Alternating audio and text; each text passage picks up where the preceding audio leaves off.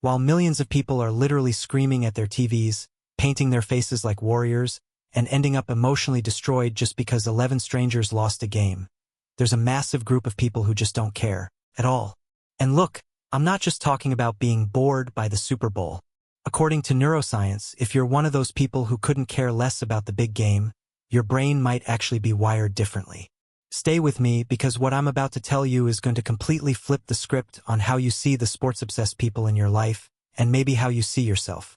Here's the thing nobody talks about. Not caring about sports doesn't make you boring.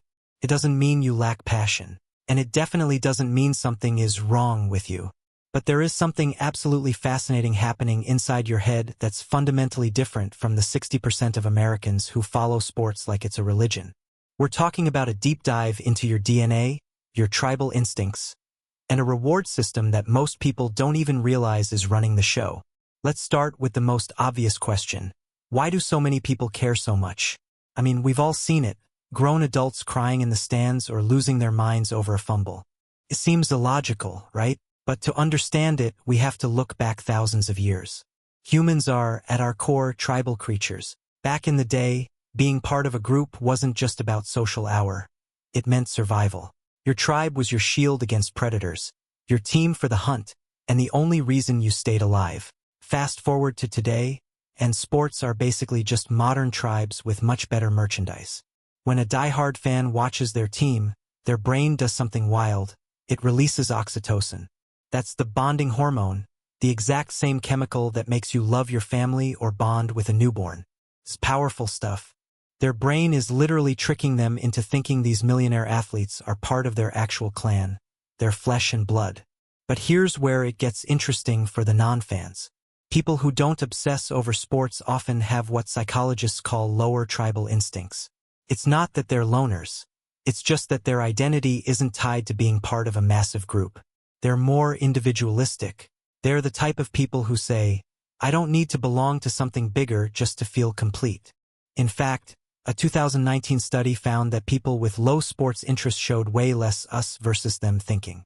Translation: they don't automatically hate the other guys just because they're wearing a different jersey.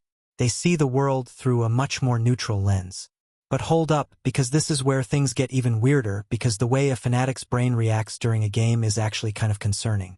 Building on that tribal connection, what's happening inside a fanatic's brain during a game is essentially a high-stakes chemical reaction.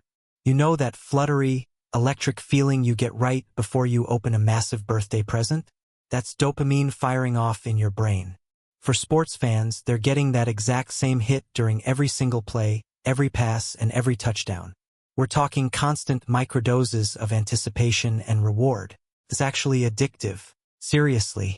Studies using fMRI scans show that watching your team win activates the same reward centers as gambling or other highly compelling habits. And here's the kicker.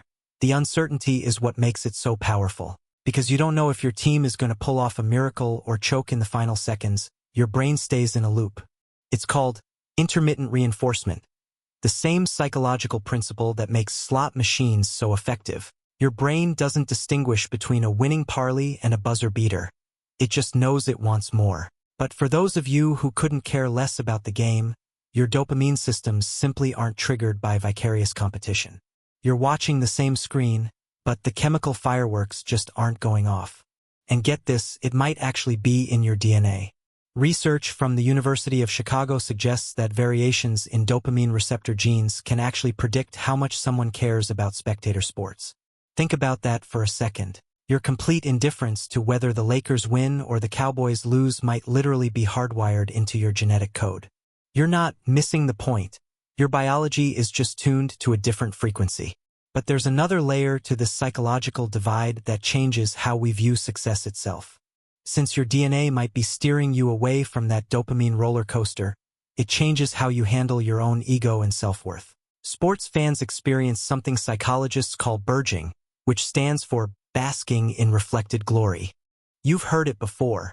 When the team wins, fans say, "We won." They feel like they were right there on the field. But when the team loses, suddenly it's "they played terrible." Notice that quick pronoun switch? It's a psychological distancing tactic to protect their feelings. People who don't obsess over sports are way less likely to play these mental games. You don't need an external victory from a group of strangers to feel like a winner yourself. Your self-concept is more consistent. Because you aren't hitching your emotional wagon to a team's performance, your self-esteem tends to be more stable and less dependent on things that are, let's be honest, completely outside of your control. Now, before the comment section starts blowing up, I'm not saying one way is better than the other. But there are legitimate psychological differences here that are honestly pretty mind-blowing. For example, here's something that sounds totally backwards. Sports fans often score higher on certain empathy measures.